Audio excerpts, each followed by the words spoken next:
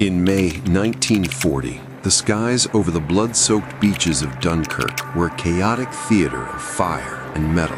German Luftwaffe pilots flying the lethal Messerschmitt Bf 109 scanned the horizon for prey. They spotted what appeared to be a standard British Hawker Hurricane flying isolated and exposed. Operating on instinct and standard doctrine, the German pilots did what they always did. They dived straight into its blind spot, positioning themselves directly behind the British plane's tail for an effortless, close-range kill. But as the Messerschmitts closed in to pull the trigger, the air shattered. The back of this seemingly defenseless British plane didn't stay quiet. A hydraulic glass turret spun around with terrifying speed, locking on to the German fighters. In a split second, it unleashed a devastating, concentrated wall of lead from 4 coordinated .303 caliber Browning machine guns. The German pilots, caught completely off guard by a fighter that shot backward, had no time to break away. On May 29, 1940, over the evacuation beaches, this mystery plane single-handedly claimed 38 German aircraft shot down. The British public cheered. The newspapers screamed headlines of a new miraculous secret weapon. But the celebration was built on a catastrophic illusion. Within 3 months, this exact aircraft would be labeled a flying coffin, a machine so fundamentally flawed that sending young men up in it was considered an absolute death sentence. Meet the Boulton Paul Defiant. To understand how a weapon could fail this spectacularly, you have to understand the minds of the men who built it. The Defiant was not born from a mistake. It was born from a bizarre pre-war British military doctrine that fundamentally misunderstood modern warfare. In the mid-1930s, the Royal Air Force Air Staff believed that the next war would be fought entirely by massive, tightly packed formations of unescorted enemy bombers moving across the sky like slow battleships. They reasoned that fighter dogfights, the swirling, high-speed duels of the First World War, were a thing of the past. The tactical theory was called the turret fighter concept. The idea was that British fighters would simply sail calmly alongside or underneath enemy bomber formations, using side-firing or upward-firing turrets to systematically pick them off without ever engaging in high-G maneuvering. Because the Air Staff design requirements strictly enforced this doctrine, the engineers at Boulton Paul delivered exactly what was asked for. The Defiant was built with a fatal, irreversible design quirk. It possessed absolutely zero forward-facing weapons. The nose of the aircraft was completely sterile. The pilot had a traditional flight stick, but it had no trigger. He could not shoot down an enemy plane directly in front of him if his life depended on it. Only the isolated gunner, squeezed into the heavy glass turret in the back, held the power to fire. This meant the entire operational capability of a frontline fighter plane relied on a complex game of telephone. The pilot had to maneuver the aircraft into a highly specific parallel position, keeping the plane perfectly steady so that the gunner could track the target through his sights. But the engineering compromise went even deeper, violating the basic laws of combat aerodynamics. The massive, power-operated turret, along with the weight of the gunner, the 4 steel Browning machine guns, and hundreds of rounds of ammunition, added nearly 2,000 pounds of dead weight to a single-engine airframe. This excessive weight completely choked the Defiant's performance. It severely degraded the aircraft's climb rate and stripped away its top speed. Stripped of agility, the Defiant was left sluggish, slow, and utterly unsuited for a dynamic dogfight. While the British military command congratulated themselves on a brilliant defensive innovation, they had unknowingly created a mechanical trap. They were about to send their pilots into battle in an aircraft that was completely incapable of defending itself against the fastest, most agile, and most aggressively piloted fighter in the world, the German Messerschmitt Bf 109, and the Germans were about to learn the secret. The tactical advantage of the turret surprise lasted exactly 1 week. War is a brutal teacher, and the pilots of the Luftwaffe were incredibly fast learners. By the blistering summer of 1940, German intelligence and frontline fighter pilots had thoroughly dissected the mystery plane encountered at Dunkirk. They realized the trick. The Boulton Paul Defiant was not a standard fighter, it was an illusion. The terrifying realization swept through the Luftwaffe that if you simply refused to sit directly on this aircraft's tail, it was utterly powerless. If you jumped to Defiant from the front, slashed upward from directly below its belly, or plummeted down in a roaring head-on dive, the British plane was completely and utterly defenseless. It did not have a single gun capable of firing back at you. The deadly consequence of this design flaw was violently realized on July 19, 1940, when a routine patrol of 9 Defiants from the RAF's No. 141 Squadron was cruising off the coast of Folkestone when they were ruthlessly ambushed from above by a swarm of seasoned German Bf-109s. The Germans didn't fall for the trap this time. They targeted the Defiant's unprotected blind spots with merciless precision. The result was an absolute slaughter. 6 out of the 9 British aircraft were ripped to shreds and sent crashing into the sea in less than 10 agonizing minutes. The remaining 3 only survived because a squadron of Hurricanes sprinted in to rescue them. The daylight massacre was so absolute, so profoundly humiliating, that the RAF High Command immediately panicked. They pulled the Defiant from daylight combat entirely.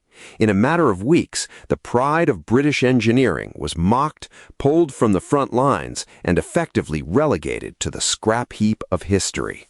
But the rapid collapse of the Defiant's tactical doctrine wasn't the darkest chapter of this story.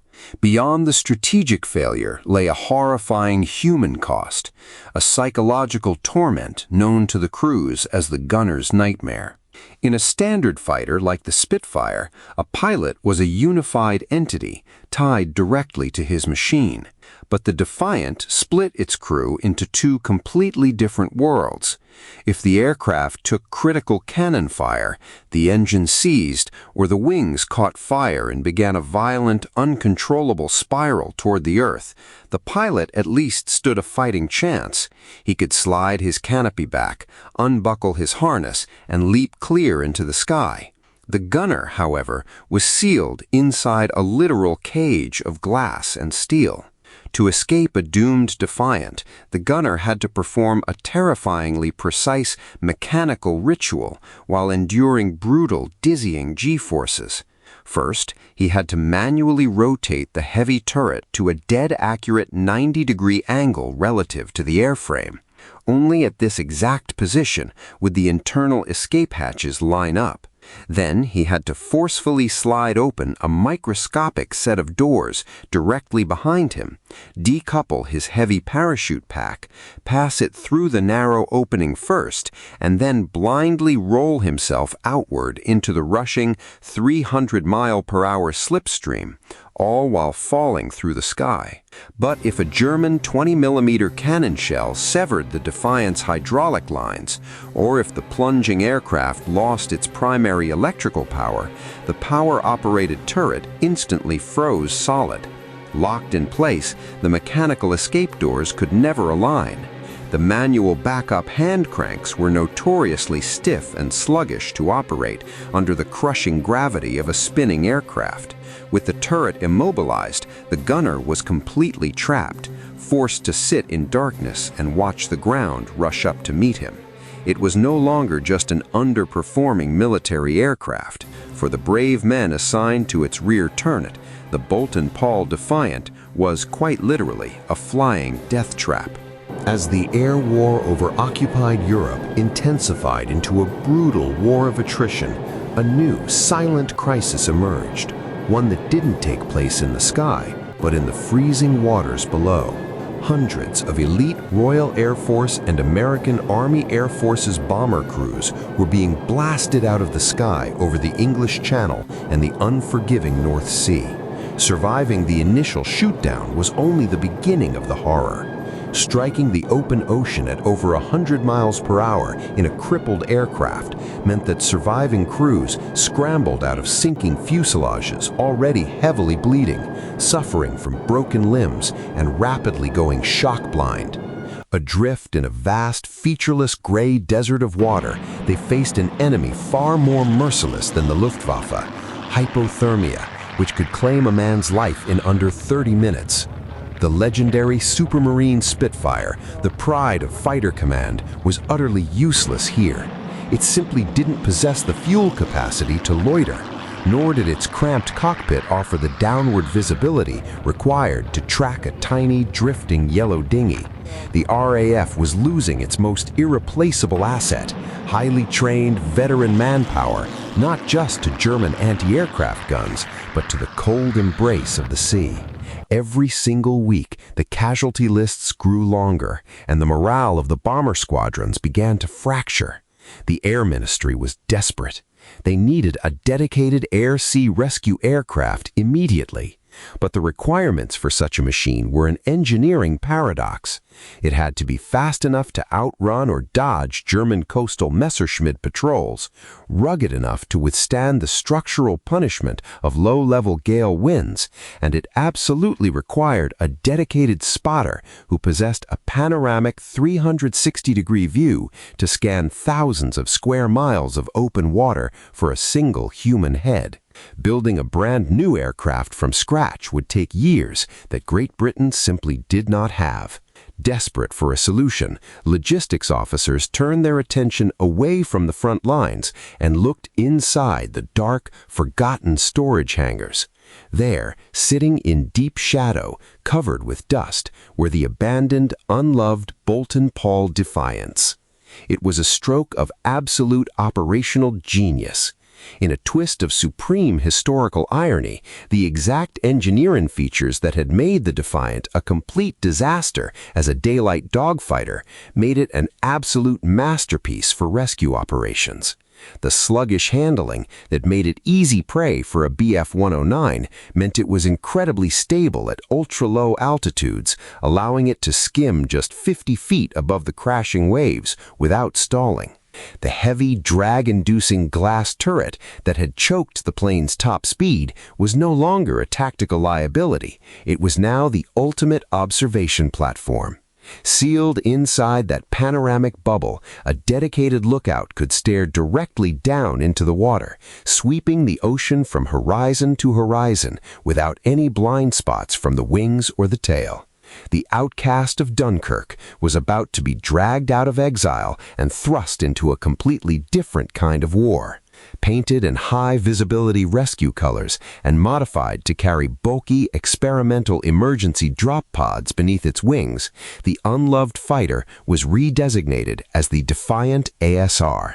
The Deathtrap was transformed into a lifeline. The transformation of the aircraft required a complete overhaul of its internal systems. Engineers stripped the heavy, jam-prone ammunition tracks out of the fuselage and modified the bomb racks beneath the wings to carry specialized aerodynamic rescue pods. The operational execution was a marvel of low-level coordination. While standard fighters avoided the turbulent, high-pressure air currents sitting directly off the ocean surface, the Defiant's heavily reinforced, over-engineered wing spars allowed it to plow through coastal gale winds with absolute stability.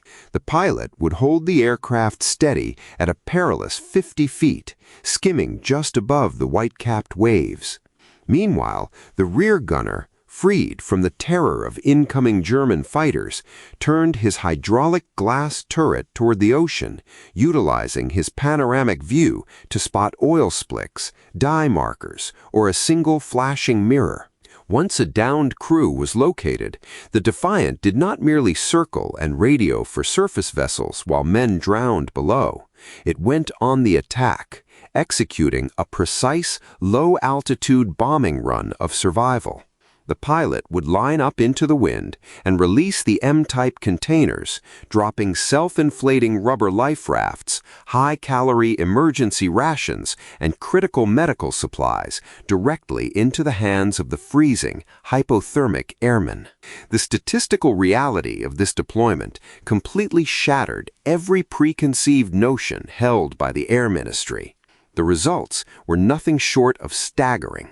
While the sleek Spitfire and rugged Hurricane captured the front-page headlines and won the public glory in the skies over London, it was the mocked, rejected, and heavily criticized Defiant that quietly dominated the deadly waters of the Channel. Operating under the banner of No. 275 and No. 277 Air-Sea Rescue Squadrons, these repurposed machines maintained a grueling operational tempo through the darkest months of the air war. By the conclusion of its frontline service, the squadrons flying these designated failures had pulled over 1,000 Allied aircrew lives directly from the jaws of the sea. These were not just numbers on a ledger. They were highly experienced, irreplaceable bomber captains, elite navigators, and veteran fighter aces who would have otherwise perished in the freezing tides. By returning these men safely to their airfields to fly again, this unloved twin-seat outcast performed a strategic miracle, single-handedly preserving the elite human capital that formed the literal backbone of the entire Allied strategic air offensive over Europe. Popular history will always remember the Spitfire and the Hurricane as the singular saviors of Great Britain. Their sleek silhouettes are permanently etched into the mythos of the war. But actual military history is rarely that simple. The Boulton Paul Defiant was undeniably a total failure of peacetime doctrine, a machine compromised from its very birth by theorists who could not foresee the brutal, high-speed reality of modern air combat. Yet its story is ultimately a profound triumph of battlefield adaptability. It stands as a powerful testament to the resourcefulness of the engineers and crews who refused to let a bad design dictate the fate of their men. It proved, once and for all, that an aircraft is only a death trap if you force it to fly in the wrong war. But the Defiant was not the only aircraft the mainstream history textbooks completely misunderstood. In our next video, we are leaving the freezing gray waters of the English Channel behind and heading into the vast, blood-soaked expanse of the Pacific Theater. We are diving deep into the story of an American float plane that military command dismissed as completely useless, outdated surplus, until a single desperate pilot used it to pull off the greatest, most improbable mass rescue in naval history. If you want to uncover the hidden histories, the engineering anomalies, and the forgotten warbirds that the history books completely missed, make sure to hit that subscribe button right now. Leave a comment below. Do you think the RAF was right to abandon the Defiant, or did they just give up on its true potential too soon? Thank you for watching, and we will see you in the next deep dive.